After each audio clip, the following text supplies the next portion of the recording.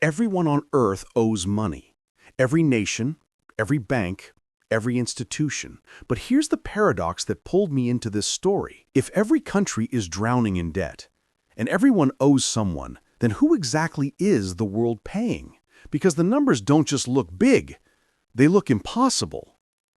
The United States owes over $38 trillion. Japan owes over $9 trillion.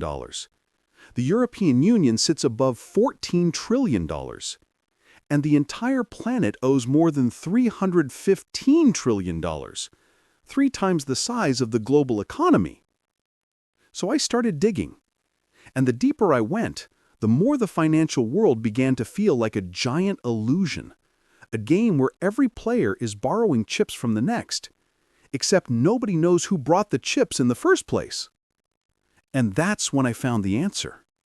Not in Wall Street, not in Beijing, not in some secret vault, but in history. To understand the world's debt, you have to travel back to a time when nations weren't run by economists, but by kings. It's 1694. England is at war with France. The treasury is empty. The empire is on the brink of collapse. So the king does something radical. He walks to the merchants, private citizens, and asks them to fund the war. In return, he offers something new, a promise, a permanent stream of interest backed by future taxes. That was the birth of the government bond. And to manage this new system, England creates something even more powerful, the Bank of England. For the first time in history, a government can spend money it doesn't yet have. Debt becomes a tool. Debt becomes power. France follows. The Netherlands perfects it. The newly independent United States uses it to fund its revolution. Empires stop conquering land for gold. They start issuing bonds for credit. The battlefield moves from the soil to the balance sheet. Fast forward 3 centuries. Every major nation has learned the same trick. Borrow, spend, refinance, repeat. The machine grows bigger, faster, more interconnected. Every 100 days, the world adds another $1 trillion in debt. But here's the part that shocked me. When you follow the chain of creditors, you don't find a superpower. You don't find a billionaire. You don't find a shadowy organization. You find the same players on the other side. Take the United States. Out of its $38 trillion debt, about half is held by the public.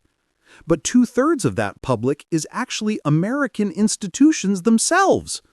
U.S. banks, U.S. pension funds, U.S. mutual funds, U.S. insurance companies, and the Federal Reserve. Foreign nations hold the rest, around $9 trillion. Japan is biggest, China next, then the UK, Luxembourg, Belgium. But China, the country everyone points to, only holds about 2% of America's total debt. Most of what the U.S. owes, it owes to itself. And this same loop exists everywhere. Japan buys U.S. bonds, the U.S. funds Europe through the IMF, Europe funds developing nations through the World Bank, developing nations send their reserves back into Western bonds. Everyone is lending to everyone. Everyone is borrowing from everyone. The world is a circle of IOUs. The invisible empire, who really decides? But there's a force even bigger than nations. The markets. Behind every government debt is a silent empire. Hedge funds, pension giants, sovereign wealth funds, central banks. They decide who borrows cheaply, who pays a premium, whose currency survives, whose government collapses. This isn't conspiracy. This is the architecture of modern finance. When markets lose confidence, nations fall, fast. Ask Greece in 2010. Ask Argentina. Ask Sri Lanka. Ask any government that's watched its currency collapse overnight. Debt isn't just money. Debt is power. And here's the part no politician will ever say clearly. Modern governments are not supposed to pay off their debt. Not now, Not ever. They refinance it endlessly. Old bonds are replaced by new ones. Interest becomes the real product. Debt is not a loan. Debt is a subscription. And the global economy depends on that subscription continuing.